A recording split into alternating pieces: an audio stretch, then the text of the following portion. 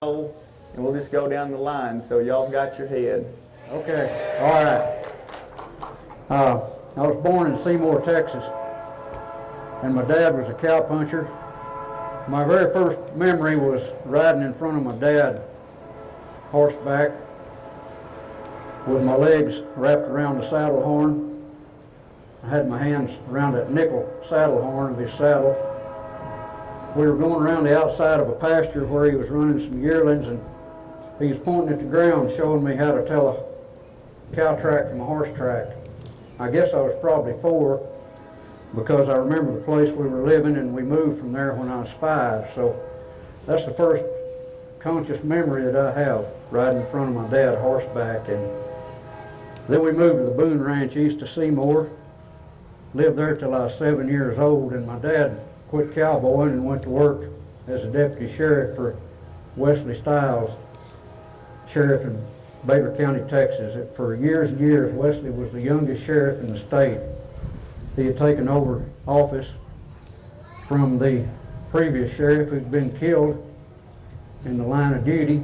Wesley was his deputy. My dad worked for him for 12 or 15 years, and Wesley went into the Texas Rangers, and these earlier stories about the Texas Rangers reminded me of that time of my life. Law enforcement was a different proposition in that era. There was a local tough guy and a pretty heavy drinker named Roy Thorne there in Seymour. I hope nobody here is related to Roy, but about once a week, either my dad or Wesley would have to arrest Roy for drunken and disorderly, and one of them would bring him to the jailhouse. I grew up living on the bottom floor of a 3-floor jail on the corner of the courthouse square, an old rock jailhouse next to the rock courthouse that my great uncles and great cousins, second, third cousins built in 1884. If Wesley arrested Roy, he'd call my dad on the radio and tell him to meet him at the jail.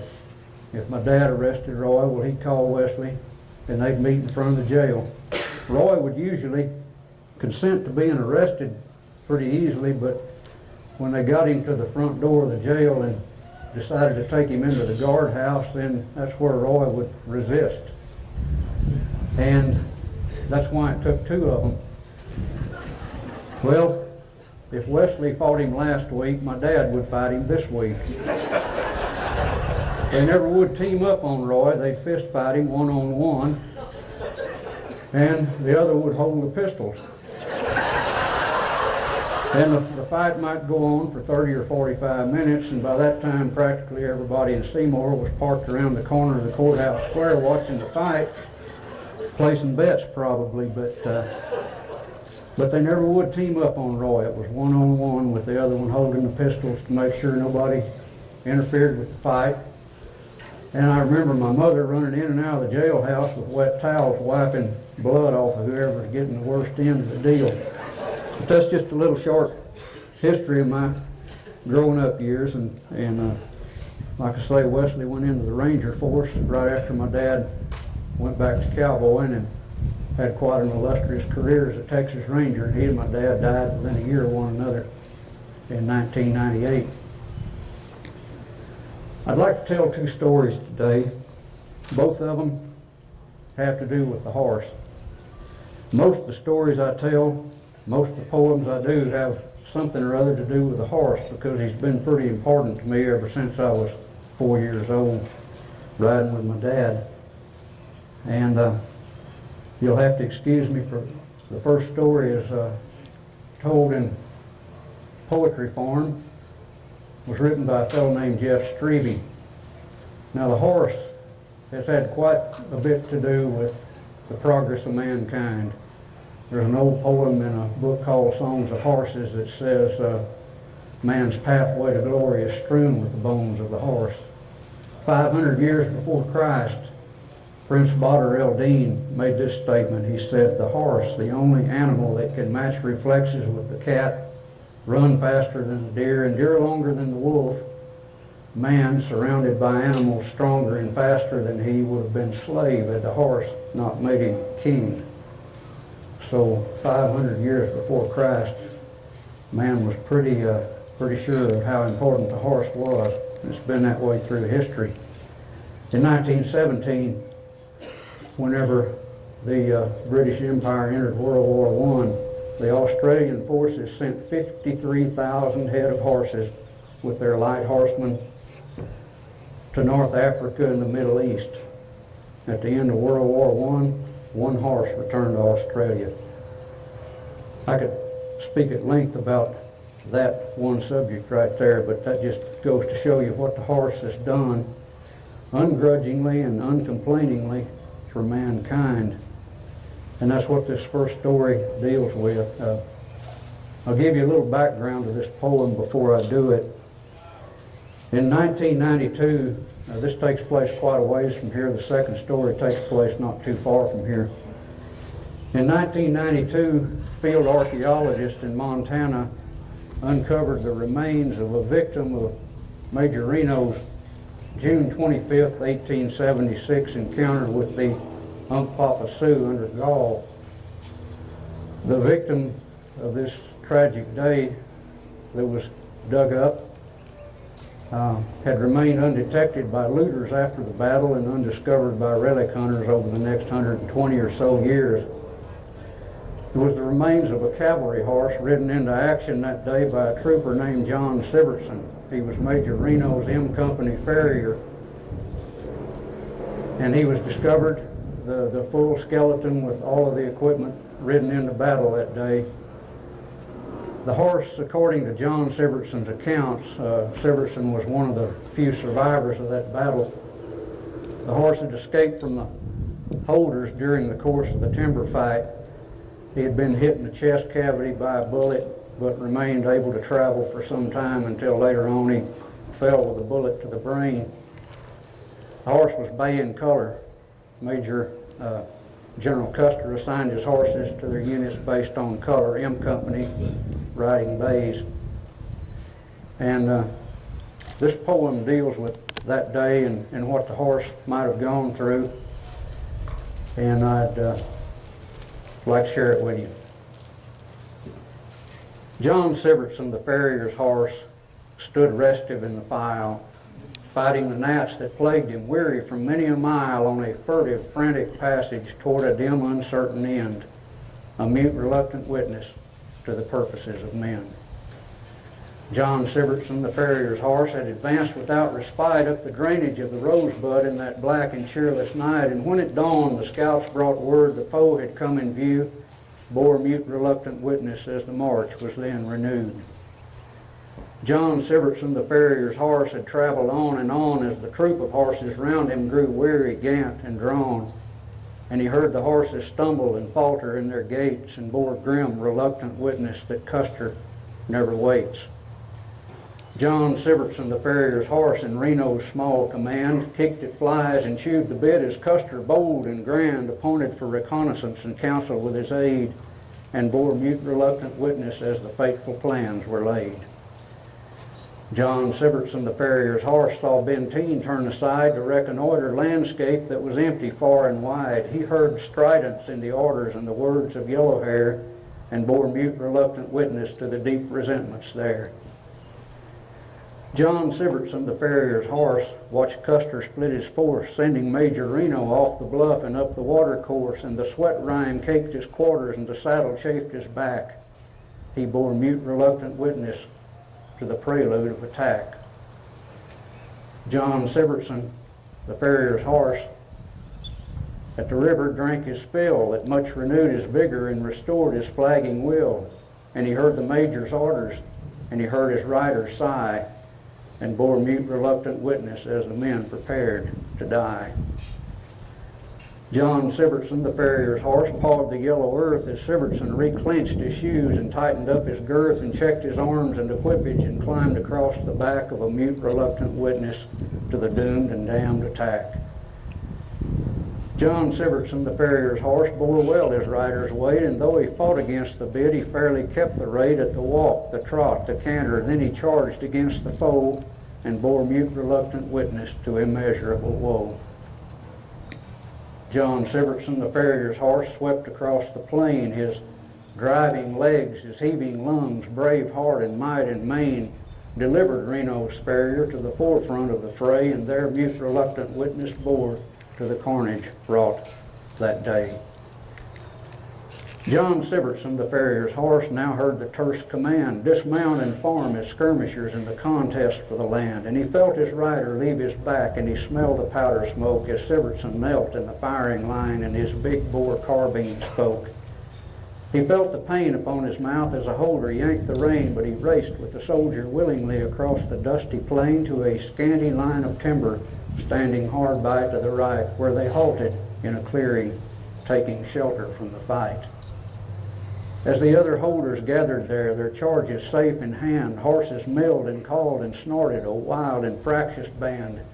And above this noisy gather, they could hear the volley fire drawing nearer, ever nearer, as the skirmishers retired. Then from the right the firing came, and bullets hit the ground like hail among the horses, crackling, sizzling all around, and panic seized the horses, and they reared and bucked and shied. And the holders couldn't hold them all, though they very gamely tried. And bridle leather sundered and buckles broke apart when John Severson, the Farrier's horse, took a bullet near the heart. No man to bear into the fight his weapons there to wield, John Severson, the Farrier's horse, was loose upon the field.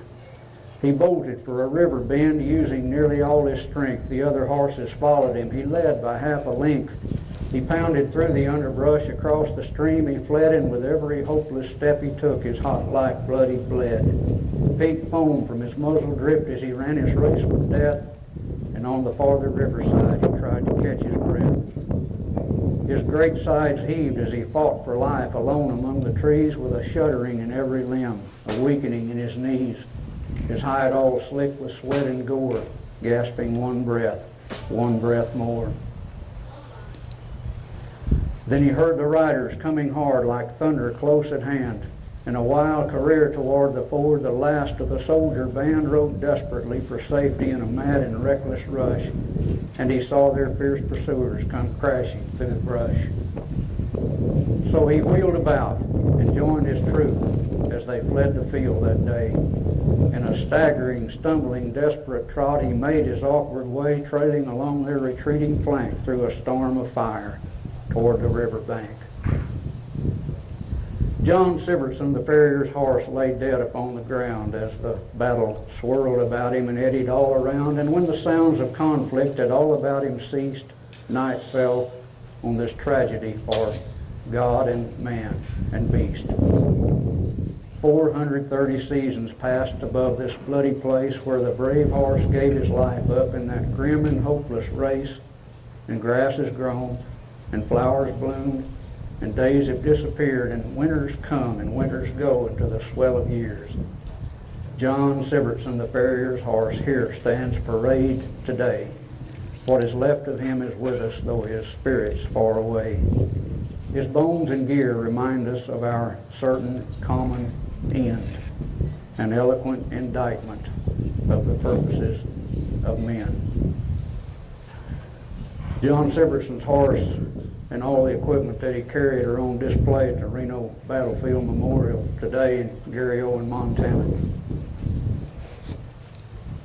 This second story was related to me a little less than a year ago.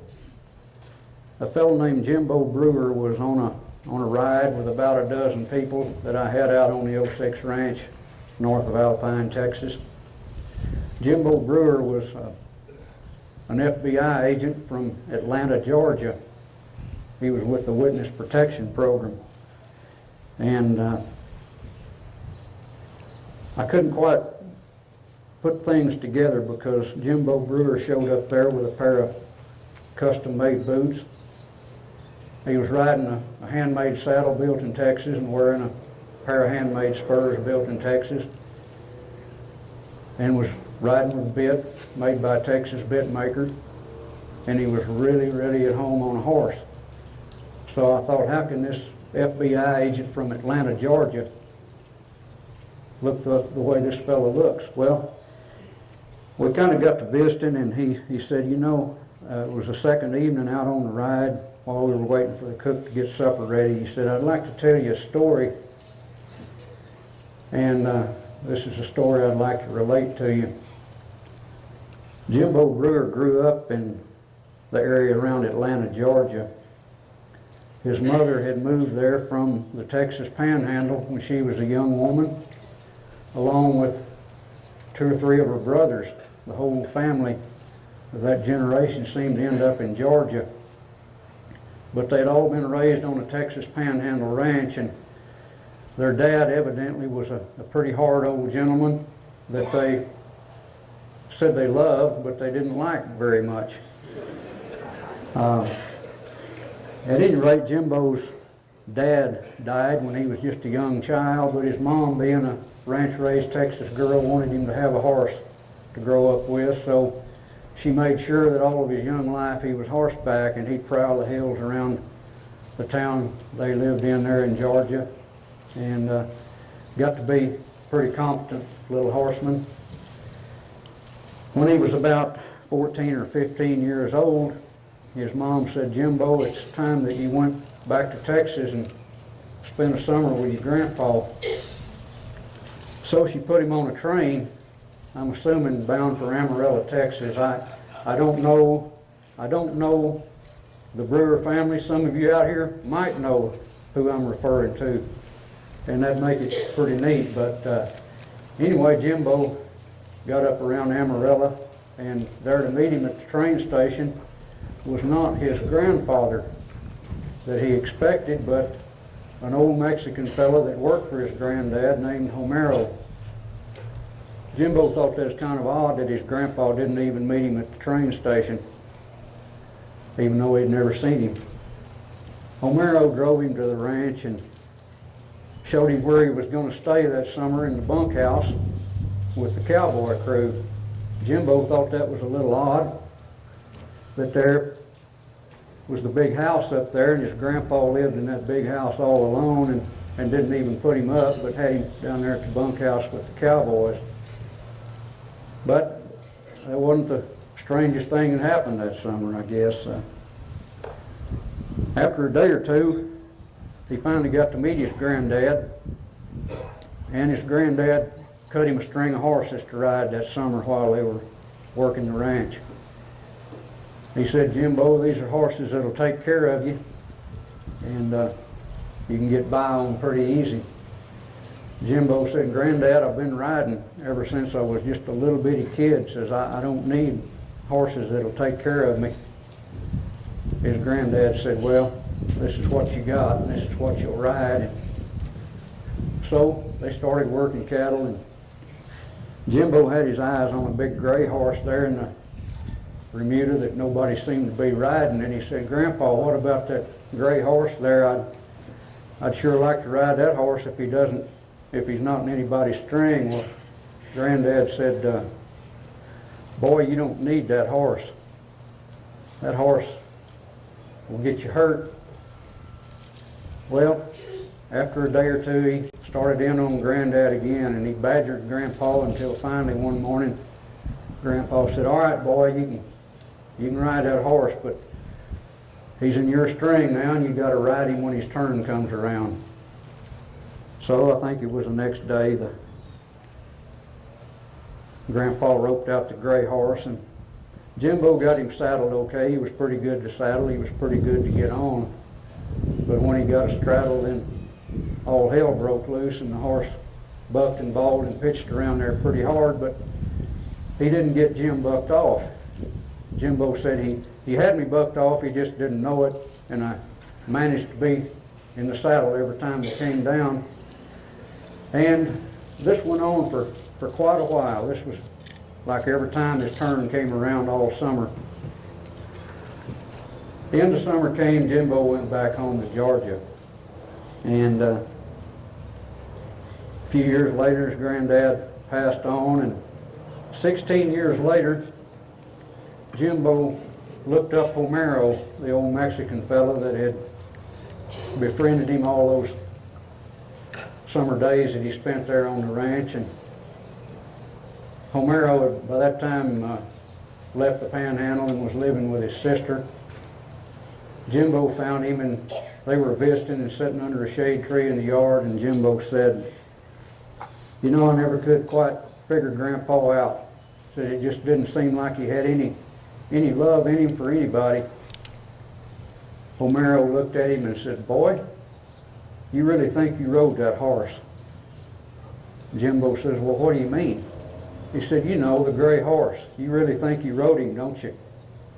Jimbo said, "Well, yeah, I rode him. I rode him every time his turn came around, and I never got bucked off of him."